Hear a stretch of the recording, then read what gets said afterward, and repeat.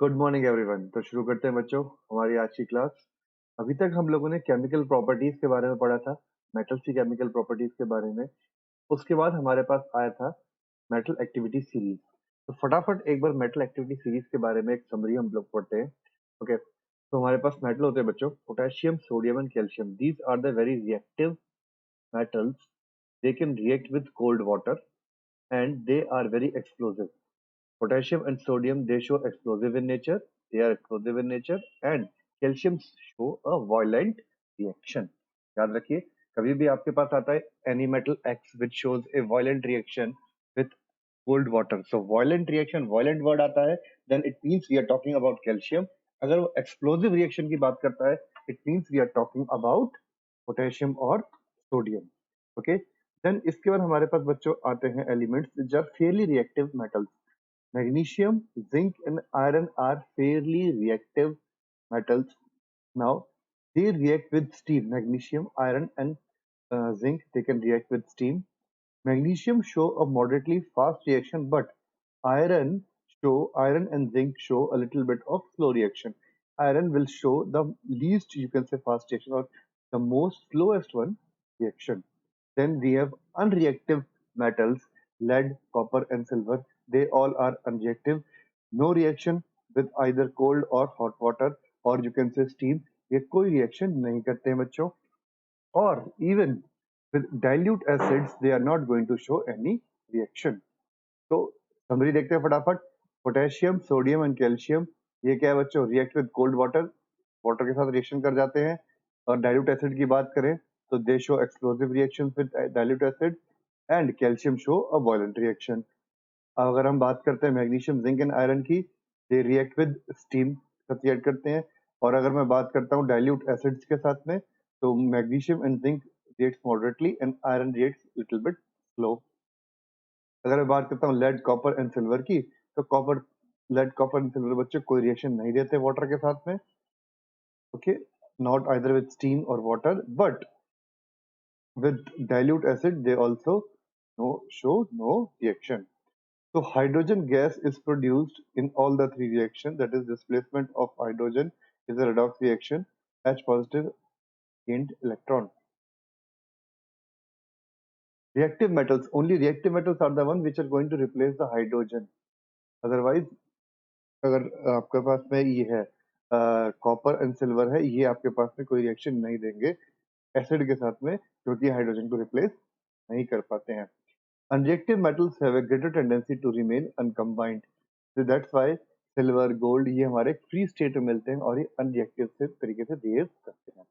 चलिए, now we will study about chemical properties of non-metal. So first chemical property non-metal की आती है, they have electronegative, they are electronegative in nature. अब देखते हैं कैसे कैसे क्या होता है. देखो बच्चों, mostly non metals have 4 to 8 electrons in their outermost shell. उनकी जो आउटरमोस्ट शेल होती है, जैसे ये न्यूक्लियस हो गया, ओके, ये फर्स्ट शेल, सेकंड एंड ये थर्ड शेल. जनरली उनके पास में क्या होता है, जो आपकी इनकी आउटरमोस्ट, सपोज करो ये मैंने आउटरमोस्ट मान लिया, तो उसके अंदर 4 से लेकर 8 इलेक्ट्रॉन्स होते हैं इनके पास. Now they have a tendency to accept the electron to complete their octet. Octet का मतलब क्या होता है भाई? ऑक्टेट का मतलब, इस ऑक्टेट का मतलब होता है 8 इलेक्ट्रॉन्स इन लास्ट शेल. ये कैसे आएगा? या तो गेन करके आ सकता है, या फिर ये लूज करके आ सकता है. But non metal has a tendency to gain electron. इनकी टेंडेंसी होती है इलेक्ट्रॉन को गेन करने की. जैसे मान लो देखा है नाइट्रोजन, नाइट्रोजन का एटॉमिक नंबर होता है 7. लास्ट शेल में इलेक्ट्रॉन कितने होंगे? 2, 5. 5 इलेक्ट्रॉन्स होते हैं बच्चों इसके अंदर. अब इस 5 को मेरे को अगर 8 बनाना है, तो it should gain 3 electron. Nitrogen should gain 3 electron, तभी तो ये 8 आ जाएगा. लास्ट शेल के अंदर 8 आ जाएंगे. अब इसमें 1, 2, 3, 4, ये 5 है आपके पास. अब इसको 8 बनाने के लिए मुझे क्या करना पड़ेगा? इसके अंदर मुझे 3 इलेक्ट्रॉन को ऐड करना पड़ेगा. जब मैं इसको 3 इलेक्ट्रॉन को ऐड कर दूंगा, तो बच्चों इसके अंदर कितने इलेक्ट्रॉन्स आ गए? टोटल 10 इलेक्ट्रॉन्स हो जाएंगे. 7 प्रोटॉन. चार्ज कौन सा आ गया इसके ऊपर? चार्ज कौन सा आ गया? minus का 3 because number of electrons are more, so it will have minus v charge. Clear हो गई बात ये आपको? पक्का? कोई डाउट इसके अंदर? चलो तो माइनस 3 चार्ज हो गया आपके पास यहाँ पे. तो नाइट्रोजन के पास कितना आ गया? Minus 3 charge. Similarly oxygen requires 2 electrons, it gains 2 electron, तो ऑक्सीजन पे माइनस 2 आता है. फ्लोरीन क्या होता है? फ्लोरीन गेन्स 1 इलेक्ट्रॉन, तो फ्लोरीन पे क्या आएगा? F माइनस आ जाएगा. तो इसी तरीके से all the non-metals have a tendency to gain electron and forms a negative charge ion. A negative charge ion is known as anion. याद रखिए. So negatively charged ion is known as anion. So all the non-metals behave as anion. All non-metals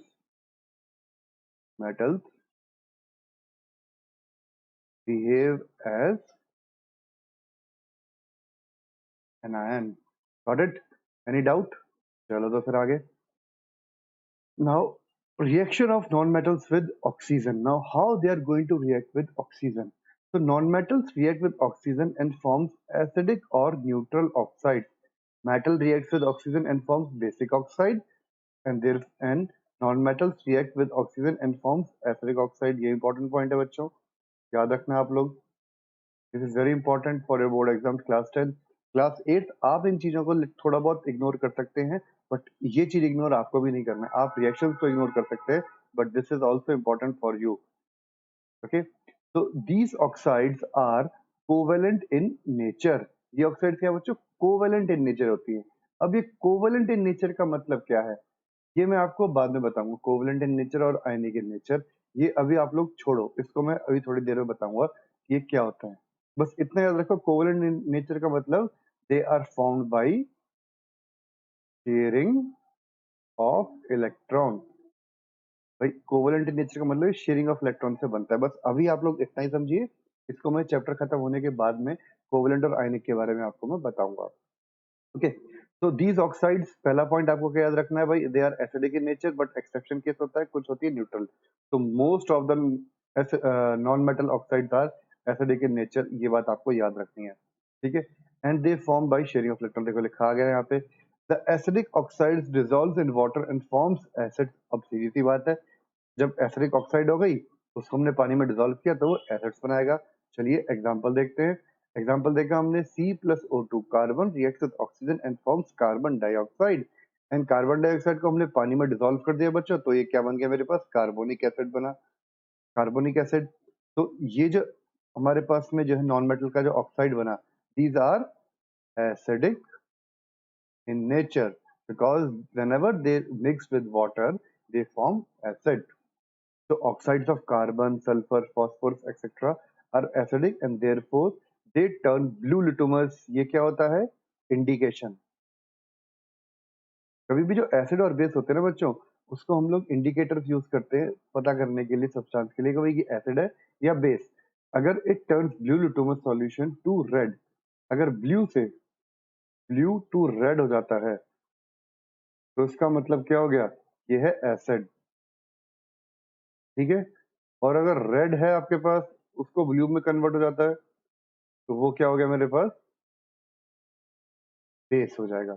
तो blue to red is acid and red to blue is base. ये बात आप लोग याद रखना. ये क्या होता है? लिटमस. लिटमस पेपर होता है हमारे पास. दो टाइप के लिटमस पेपर होते हैं, एक ब्लू कलर का, एक रेड कलर का. अगर ब्लू कलर को मैंने जो है डाला, उसका कलर चेंज हो गया, रेड हो गया, तो वो एसिड हो गया. रेड वाले को डाला, उसका कलर चेंज हो गया ब्लू में, तो वो बेस हो जाएगा. अब आप पूछोगे, अगर मैं ब्लू वाले को बेस में डाल दूं तो क्या हुआ? बेटा ब्लू को अगर बेस में डालोगे तो कोई कलर चेंज होगा ही नहीं. सिमिलरली ऐसा ही, अगर आप रेड वाले को इसके अंदर डाल दोगे एसिड के अंदर, तो वो कलर ही नहीं चेंज होगा. जब कलर चेंज नहीं हो रहा, तो उसका मतलब आप समझ सकते हो. ठीक है, तो ब्लू वाला रेड में चेंज हो जाए तो हम लोग उसको बोलते हैं एसिड, और रेड ब्लू में चेंज हो जाए तो हम उसको बोलते हैं बेस. तो ये बात आप लोगों को याद रखनी है. ये एक्सपेरिमेंटल बेस्ड है और ये एक ऑब्जर्वेशन है. So carbon forms acidic oxide and this oxide when reacts with water and forms carbonic acid. चलिए एक एग्जांपल और देखते हैं. सल्फर. सल्फर बच्चों, it forms two type of oxides. एक बनाता है SO2 बनाता है सल्फर डाइऑक्साइड, एक बनाता है SO3 सल्फर ट्राइऑक्साइड, SO3 भी बनाता है. Okay, So sulfur dioxide reacts with, or when it dissolves in water, it forms sulfurous acid, H2SO3, H2SO3, sulphurous acid होता है, सल्फ्यूरस एसिड ये बनाता है। और ऐसे ही अगर SO3 होगी, SO3 पानी के साथ में मिक्स हो जाएगा बच्चों, वो बना देगा H2SO4, सल्फ्यूरिक एसिड बनाएगा आपके पास में। ठीक है, तो ये आप रिएक्शंस को याद रखिए, क्लास 10th आपके लिए इंपॉर्टेंट है रिएक्शंस, इनको रिएक्शंस को अच्छे से आप लोग याद करिएगा। चलो भाई, अब आता है फॉस्फोरस। फॉस्फोरस के साथ भी सेम यही है, फॉस्फोरस भी होता है P2O5 बनाता है, P2O3 भी बनाता है ये, तो different different type of oxide बनाता है फॉस्फोरस। अब फॉस्फोरस इसको बोलते हैं फॉस्फोरस पेंटॉक्साइड, और ये है phosphorus trioxide. Pentoxide because of 5, trioxide because of 3। So P4 reacts with O2. P4 means phosphorus reacts with O2 and forms phosphorus pentoxide. And this phosphorus pentoxide, when reacts with water, forms phosphoric acid, that is H3PO4. तो ये बात याद रखना, phosphoric acid. Now again, phosphorus reacts with oxygen and forms P2O3, phosphorus trioxide. And this phosphorus trioxide, when dissolved in water, forms phosphorus acid. Again, it forms phosphorus acid. So phosphorus ki, we have two type of oxides, P2O5, P2O3. When both dissolved in water, they form phosphorus acid, that is H3PO4. क्लियर? चलिए, तो ये reactions आपके important हो गई। The acid oxides of non metal neutralises base to form salt and water. अभी obvious सी बात है, ये क्या है? एसिड ऑक्साइड है। अब एसिड ऑक्साइड क्या होगा? अगर किसी बेस के साथ रिएक्शन करेगी तो it will form salt and water. हमेशा याद रखना, एसिड प्लस बेस ये आपस में एक दूसरे को न्यूट्रलाइज कर देते हैं, they form salt plus water. तो एसिड बेसिक क्या हो गया? एसिडिक क्या हो गया? SO2, basic is Na over sodium hydroxide, they react with each other and forms Na2SO3, that is sodium sulfite। आपके पास सोडियम सल्फाइड बना, ये मेरे पास क्या है? सॉल्ट है, और ये साथ में इसके साथ वाटर आ गया। क्लियर? चलिए, नाउ एक एक्सेप्शन केस आता है हमारे पास न्यूट्रल ऑक्साइड का, that is with carbon when reacts with oxygen forms carbon monoxide. Carbon monoxide is neutral in nature. And similarly hydrogen when reacts with water. अब आप बोलेंगे sir hydrogen reacts with water, तो sorry, hydrogen reacts with oxygen and forms what? That is H2O। इस ये भी क्या है आपके पास? न्यूट्रल ऑक्साइड है। अब ये मैंने ऑक्साइड बोल दिया, अभी थोड़ी देर में आगे जाऊंगा मैं इसको हाइड्राइड भी बोलूंगा। अभी ऑक्साइड क्यों है?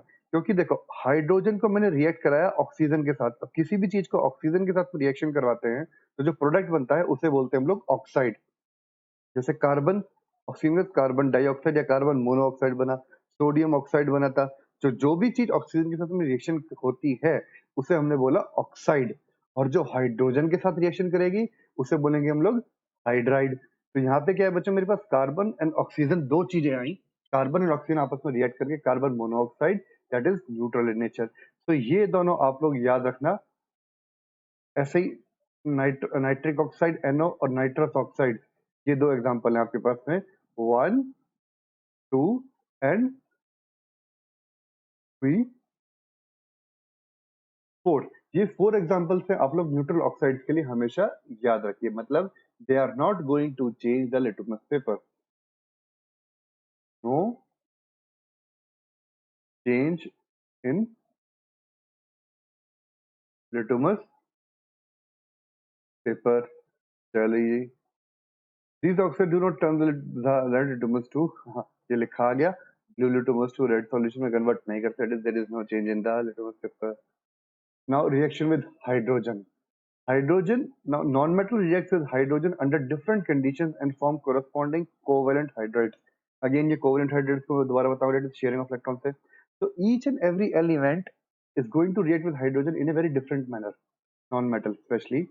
अब oxygen is going to react with hydrogen, we call it as the oxide hydride। So H2 plus O2, with the help of electric spark it forms water। H2 and S at 715 Kelvin it forms H2S। N2 and H2 with the help of iron and molybdenum as a catalyst and 200 atmosphere and 375 Kelvin it forms ammonia। H2 and Cl2 they diffuse in the sunlight and form HCl. So each and every chemical has a different tendency to react with the hydrogen and forms hydrides.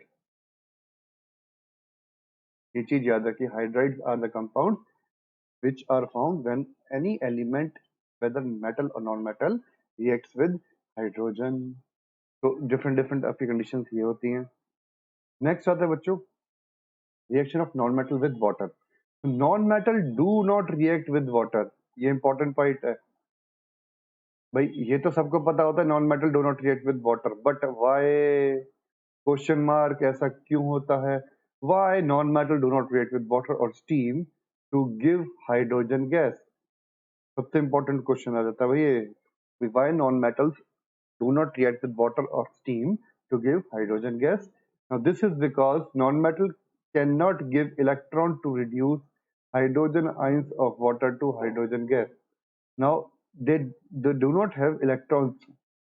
भाई non metal की tendency क्या होती है? Electron को खुद gain करने की, उनके इलेक्ट्रॉन्स को वापस देने की टेंडेंसी नहीं होती है, तो वो खुद ही भूखे होते हैं। जब भूखा बेटा खुद ही खाएगा, दूसरों को क्या बांटेगा? तो non metals have a tendency to gain electrons, they do not give electron. Gain electron tendency, not to give electron. Clear? So non-metal cannot give electrons, or that is they do not have tendency to give electrons to reduce hydrogen ion, that is H positive ion, into hydrogen gas. Hydrogen gas में वो convert नहीं होता, so that's why metal do not react with water. Clear हो गई बात आपको?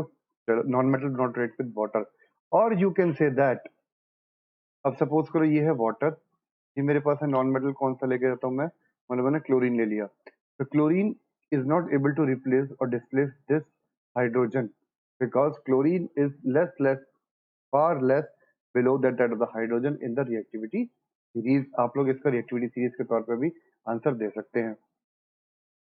चलिए next आता है बच्चों आपके पास में, just wait, reaction with acid. तो non metal do not react with dilute acid, dilute acid का रिएक्शन नहीं करते, and therefore hydrogen gas is not liberated. When strong metals are treated with dilute acids, with जो हमारे पास dilute acid था उसके साथ तो नॉन मेटल्स बच्चों कोई रिएक्शन करते नहीं है, therefore hydrogen gas is not liberated when non-metals are treated with dilute.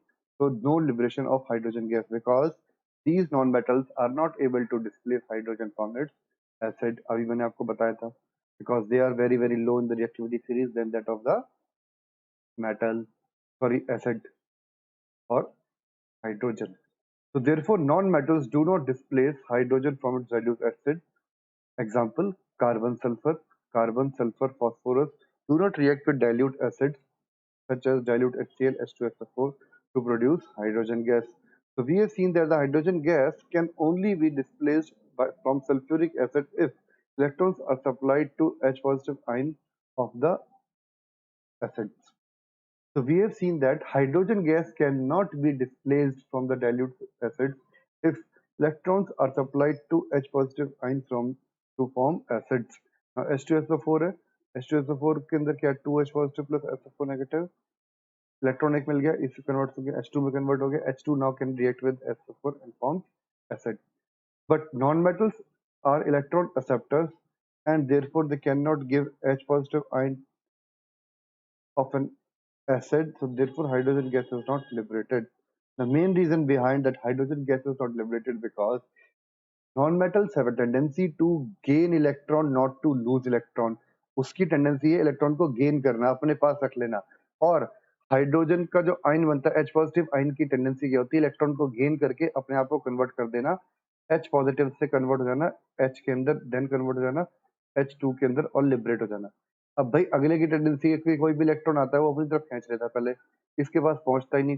जब इसके पास पहुंचेगा नहीं तो इसमें कन्वर्जन नहीं होगा, तो ये हाइड्रोजन गैस निकलेगी नहीं. ये हमारे पास स्टोरी थी अभी तक की नॉन मेटल की. ठीक है, अब आ जाइए reaction with chlorine. H2 plus Cl2 gives you twice HCl. इस तरीके से रिएक्शन होती है क्लोरीन के साथ में, कोई बड़ी बात नहीं है. Reaction with salt solution. Now salt solution क्या है बच्चों? हमारे पास NaBr है और Cl2. अब क्या होता है इसके अंदर, जो बच्चों मेरे पास में जैसे इसके साथ सिंगल डिस्प्लेसमेंट रिएक्शन आप लोगों ने पढ़ी थी, सिंगल डिस्प्लेसमेंट रिएक्शन में क्या था? जो पॉजिटिव चार्ज से कैटाइंस थे they are going to replace this in the same way anions can also replace each other. तो NaBr था, अगर यहाँ पे क्लोरीन गैस आई, chlorine is more reactive than bromine, तो क्लोरीन को इसने डिस्प्लेस कर दिया। काम क्या बना यहाँ पे आपके पास, 2 NaCl plus Br, that is barium chloride, ये बन गया आपके पास। इसका मतलब क्या है, a more reactive non metal displaces a less reactive non metal from its salt. When chlorine is passed through a solution of barium sodium bromide, then bromide is liberated. Similarly, NaCl plus Br2 कोई reaction नहीं होगी because bromine is less reactive than chlorine. So therefore, chlorine is one of the most reactive non-metals or non-metal than bromine. If you compare them, the reactivities of halogen, chlorine, bromine, and iodine, it is the comparison of the particular halogen reactivity. तो इस तरीके से बच्चों हमारा non metals की जो हमारे पास में ये थी क्या कहते हैं प्रॉपर्टीज थी, ये हमारी खत्म होती हैं। I think that is sufficient for today. ये सारी की सारी रिएक्शंस आप लोग अपनी कॉपी में लिखिए, इनको सबको याद कीजिए। आपका हाफ ईयरली एग्जाम के अंदर ये सब चीजें आपके पूरा का पूरा चैप्टर आएगा। अब इस चैप्टर का लास्ट टॉपिक बच गया है आयनिक बॉन्ड, वो हम लोग कल पढ़ते हैं आयनिक बॉन्ड क्या होता है, और आपका ये chapter finish. Okay, so that's all for today. Take care. Bye bye.